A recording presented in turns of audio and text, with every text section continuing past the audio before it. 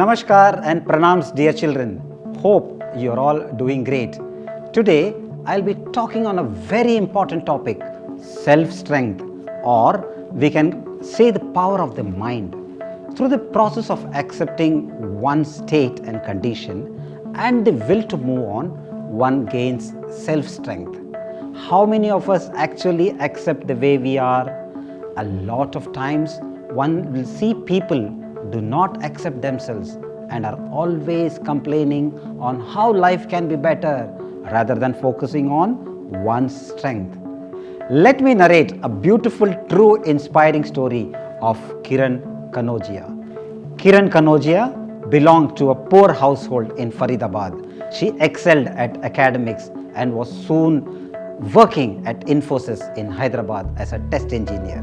While returning from her 25th birthday celebration with her parents, she was pushed off a train by robbers trying to steal her bag, and her left leg was crushed, leading to its amputation. 6 months after the incident, she returned to Hyderabad and enrolled herself in the Dakshin Rehabilitation Center (DRC) to regain control of her life. It was here that she tried on a prosthetic leg. In 2014, Kanodia attempted the Hyderabad Airtel Marathon and won her first medal. And after that, there was no looking back. She is also known as India's Blade Runner. Kiran could have lived in the past and lamented about what had happened, but she chose the path of acceptance and self-strength to regain her life back. Another example, an inspiring story of Major D.P. Singh, a retired officer of the Indian Army. He is a Kargil war veteran and is known as India's first Blade Runner. After his amputation, he gradually started running using a prosthetic limb and has run in 26 half marathon in the running career. Here is another example of self-strength, Paulmi Patel. 12-year-old Paulmi Patel could have never foreseen that her family's traditional summer vacation to Hyderabad in 2001 could change her life forever. That year, a terrible accident left her with 75 to 80% burns and an amputated arm. Paulmi was shattered, but not so much that she could give up on life. With her parents as her ultimate pillars of support, this fighter took the reins of her life into her own hands, literally. 16 years and 45 surgeries later, Paulmi is perhaps one of the most resilient and strongest persons you will ever meet. She now runs her family business, which deals with heavy machinery, and is happily married to her childhood sweetheart.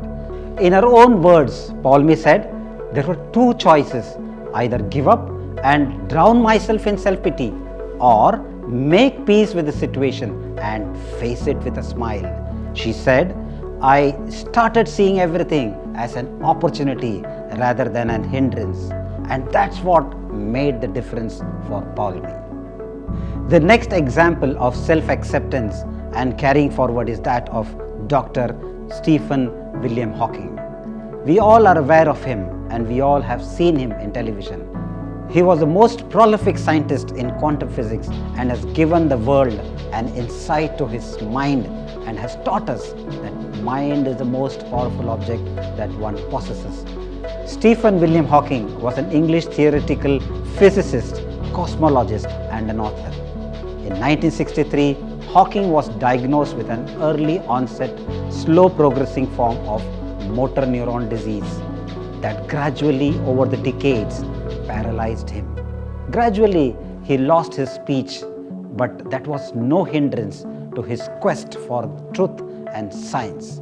After the loss of his speech, he communicated through a speech generating device, initially through use of a handheld switch and eventually by using a single cheek muscle. He lost complete control of his muscle and could not even walk or move in any way. Even then, till his death, he continued to write books on quantum physics and propounded theories on black hole. This is an exemplary example of acceptance. He accepted his condition, but he did not let his condition deter him from his ideas and goals and used the power of his mind to forge ahead. So children, the first step is to accept oneself wholeheartedly. You always have two choices. First one is to feel defeated by the condition that has befallen, or the second is to accept the condition and forge ahead with whatever means that you have at your disposal. Take feedback from your parents, any teacher who knows you well. Ask which areas one you can improve on. Discuss your strengths with them and discuss the opportunities which one can see, and ask them if they can spot any opportunity for you. Maximize your potential and be the best version of yourself. So children, the key is not to focus on the past, rather focus on the now. Accept and move forward with strength. Wishing you all a strengthful time, happy time, a wonderful time ahead. Jai Hind and Jai Ho.